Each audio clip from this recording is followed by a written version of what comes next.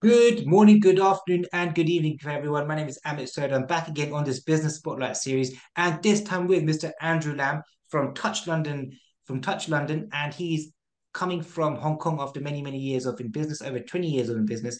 And I'm really excited for him to be talking to us and sharing his lessons throughout his journey. So let's get straight into it. Andrew, so tell us a bit more about your business and what you do. Of course. So tell everyone about myself. My name is Andrew Lam, and I'm the co-founder of Touch London, which is a creative agency that based in London. What we do mainly is of course, in fashion industry, but quite related to footwear and accessories mainly.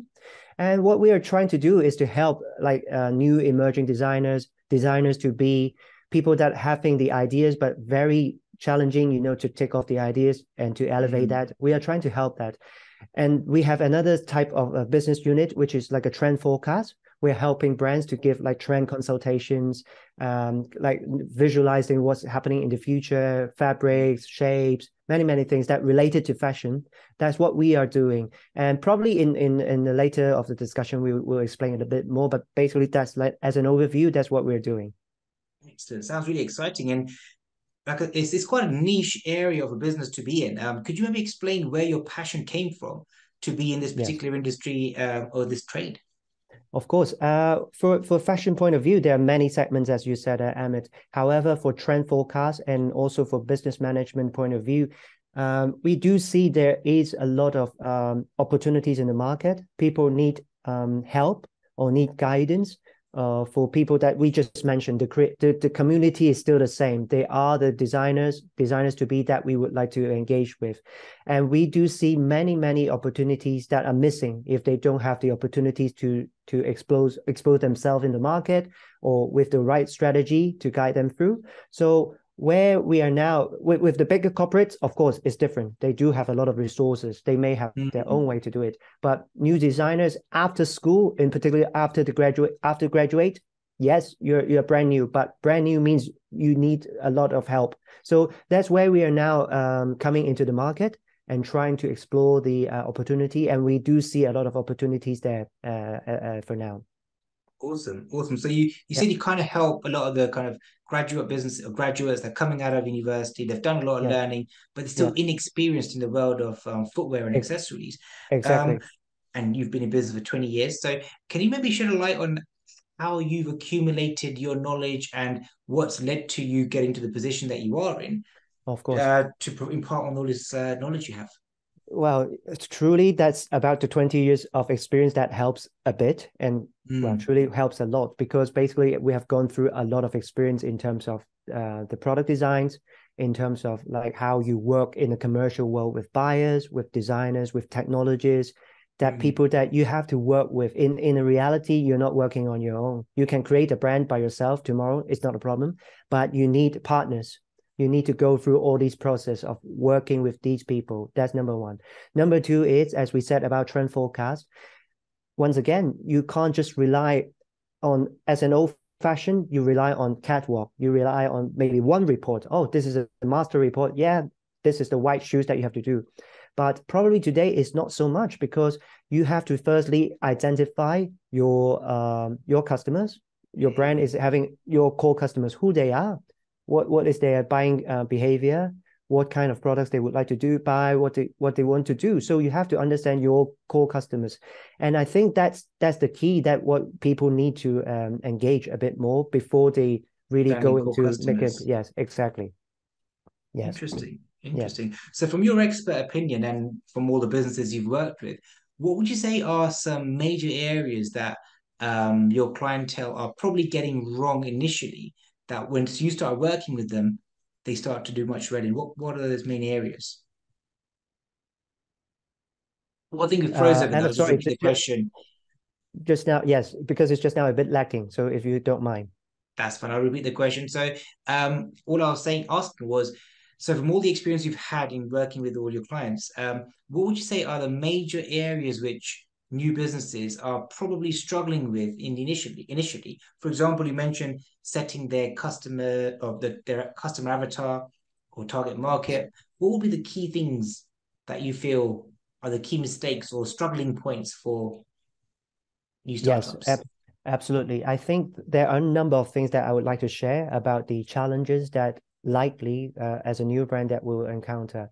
Firstly, well, which is the master story is about the key customers, who they are.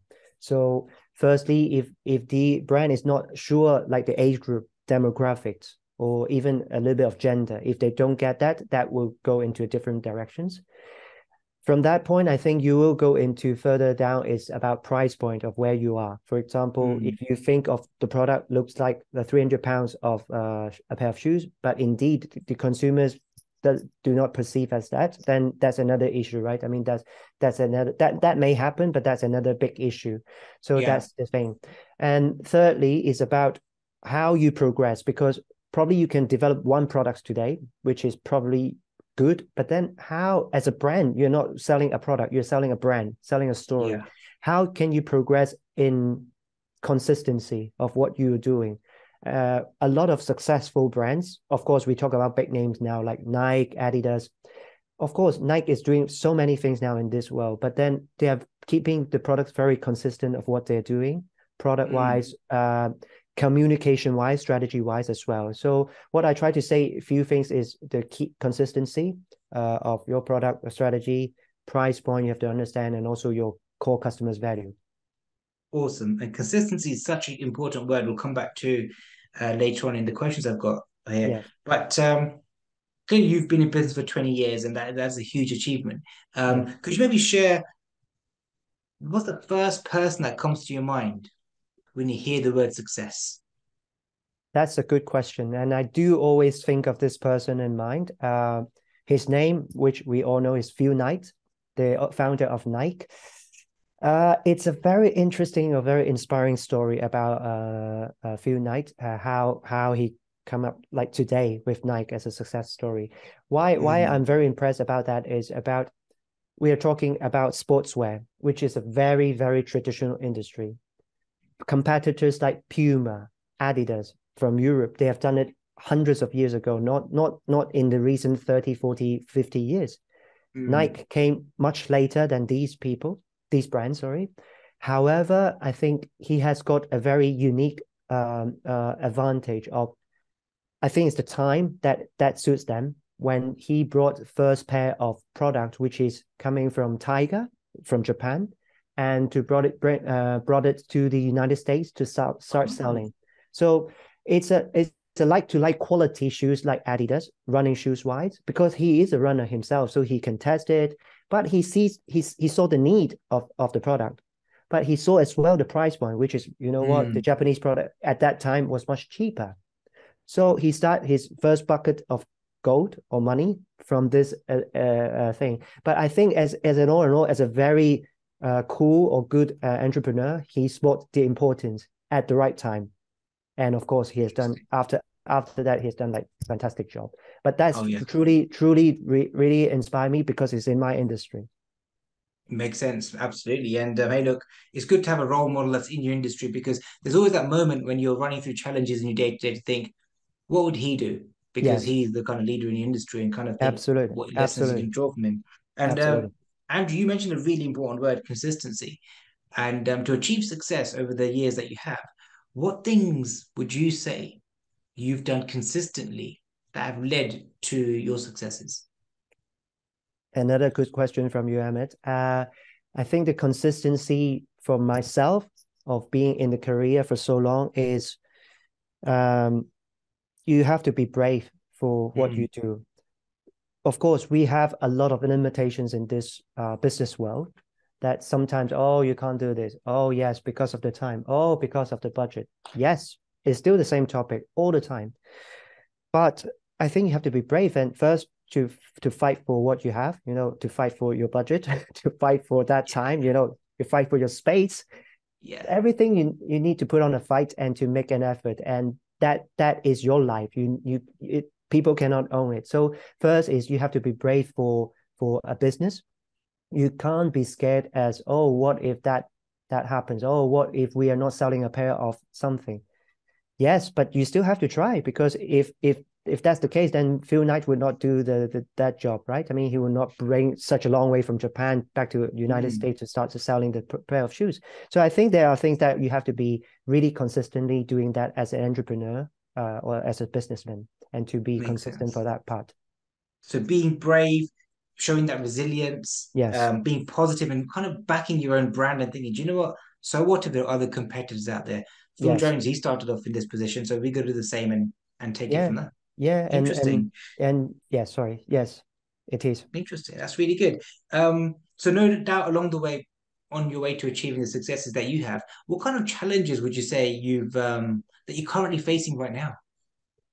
What we currently facing right now, I think, is the change of the environment that is going so quickly. Mm, And it's not only about my business, but I would assume it is across other business in fashion, mainly that I know, but I would assume also in other industries. When I refer to the changes, I refer to mainly in the technological changes. There are a lot. Think about 10 years ago. Well, think about 30 years ago when we start having email, Internet Explorer. Internet starts to mm, grow a little bit like oh yeah, there's an internet. There's a browser that is called internet, and you yeah. start clicking a few things, Yahoo whatsoever. And how about today? Today you have multiple platforms that is not only a web based like an Internet Explorer or Google's Mm, etc. But you have much more. You have like Instagram, you have Twitter, you have plenty of them. Snapchat. So many interface or platforms that you can shine yourself, you can explore yourself. Mm, We visualize already with some of our other business partner. The future would be decentralized, like metaverse, mm. decentralized like shopping behavior. People are not sticking with Google anymore. People are not going to stick only with YouTube anymore. Maybe you have another thing. How about I Yeah, just on my mobile phone, and there is an app or something else. Maybe I don't even know what it is. That you can do things that by yourself, like for example, mm. trying your clothes on, stuff like that. So my point is about the changes is going so quickly that you have to Change cope is with that. happening. Yes, and it's not that easy if you are not changing your mindset or adjusting your mindset as fast. If you still stick with Mindset's the a old huge mindset, factor. yeah, if you stick with the old mindset, then it may be a big challenge for business in the future. It may be a big challenge. It makes absolute sense. So changing with the Yes, environment, changing with technologies, all important things for a business owner. But exactly. they all seem like external challenges, challenges which have something to do with the way the world's changing. Yes. But as a business owner, what challenges do you face that are quite internal to your business that you think are worth sharing with the business community? For From example, our it could be yes. challenges with recruiting the best talent. It could be challenges with Okay. getting good KPI. It could be challenges with Yeah, sales. So, what kind of internal challenges would you say you faced that are absolutely. worth sharing with the business community? That's a good point. I think within the internal challenges, like what you mentioned, Amit, obviously to get right people is a challenge Mm, because firstly, you have to understand your business core value by yourself. I mean, as a business owner, you yeah. are, of course you understand that, but then how about the others? I always keep thinking because I play football, so I always like team sports. To have a business or to have your team in business is same as in football because in football you can't play by yourself unless you're well, even superstar Ronaldo cannot play by himself to win the World Cup. Apparently he cannot. He didn't. So my point is about you need to have a team that's having Mm, the same mindset that works with you. And that's the challenge I think in these days to really recruit people with the same mindset. same mindset. But having said that, of course, it's not impossible. You just have to really go deeper and to understand Mm, that person or that team with that fits well with you. And awesome. And what about the second one? So let's go for yeah, three. So first one is recruitment of the right talent that fits with the yeah, right mindset and values as you. yes. Number two and number three. Number two would be I think is to get like you said the KPI or sales achieved in the sense of how to justify that now with my clients. My clients would be brands that they would like to achieve their result, and our position is to help them, as we said earlier, with the trend forecast, with the business management. But how that Mm, works, so what how that works, and we are trying to overcome that is we are going to the market directly and to give like we are going to organize a pop-up store, just to give a bit of Yeah. promo about that, in middle of February in Shoreditch. What we Yeah. believe in these days is trying to give a better experience in the retail segment. People will come and experience in the shop, and potentially and hopefully they will spend their money there, instead of in the traditional way. Okay, there's a shop, it's boring, no one's going there, I just go online and try something else. I think in reality, the brick and mortar business is challenging, and that's what we are trying to overcome with a new experience. Brilliant. Brilliant. And And you're yeah, absolutely right. You're absolutely right. But just moving on, and I know you're a yes, very ambitious person, but very quickly, yes. how would you summarize your company's 5 year aspirations? Where are you looking to take your business strategically over the next 5 years? 5 years we would like to do in this way. We are very much into engaging our community, and as we said, they are probably, we call them like the newer generation now, from creative side. From a business point of view, they are new designers, new brands, and we would like to grow with them together in these coming 5 years, and of course, enlarge our community through different ways, through a lot of activities, like seminars, webinars, go to market with a shop, talk to you today. Hopefully, we'll enlarge as well some more audience. And with this group of people, we would like to grow together and get that through. And we do visualize there will be many, many of them in the world. It's not only in the UK, but we can engage business owners, fashion designers, that they in the rest of the world. So that is our vision, and to give ourselves to the community. Amazing. Simply amazing. Last Thank two you. questions, quick ones. Number one, what advice would you give to an 18, 19, 20-year-old person that's looking to start their business? Number one. And number two, finally, you said you got a pop-up store in Shoreditch over middle of February. Yes.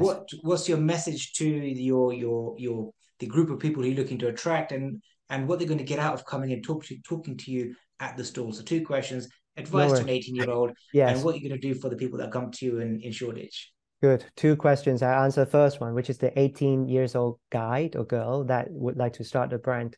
I would say, I mean, like what we said earlier, be brave. Of course, firstly, there are a lot of things that you can do, and now with the technology, even though we said it's like changing so quickly, but there are a lot of help from technology too. From Instagram, from social media, things at TikTok as well. For example, a lot Mm, of things go viral in TikTok.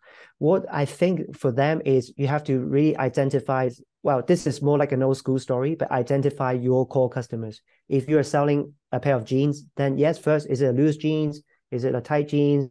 But why you're doing that? I mean, first is to identify that clearly, and then use your social marketing strategy and go out and talk to your audience.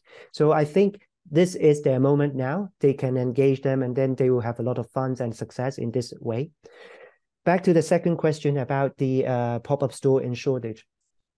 We expect, and indeed, we are already expecting quite a lot of them will come through the opportunity. Is they are mainly designers themselves. They are mainly, I mean, visitors wise, they're designers. They have like maybe a marketing platform. People are coming not only for a shopping reason, but more for an experience to see, oh, what Touch is doing. Touch London is doing this. It's called Stay in Touch. This is the pop-up store name. uh, And we have these 8 brands that they are all working in a different manner. First time in London. However, they are very much into sustainable in terms of like materials they're using, in terms of how they work in a working process or production process. So we are expecting to engage these audience to come, and then we'll have a chat to introduce these brands to the audience. And hopefully, we will get these brands into a B2C, business to consumers possibilities, but also hopefully there will be B2B as well to expand the business opportunity for the brand. So that's our mission, and we expect to do more.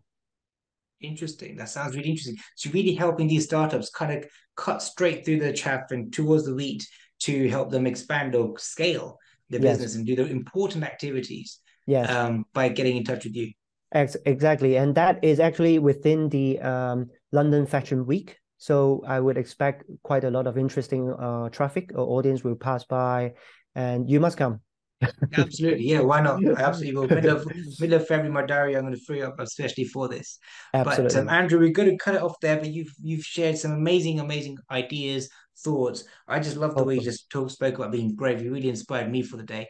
I'm pretty sure there are plenty of listeners out there who you're inspiring with your being brave approach as well. So with that, Thank you.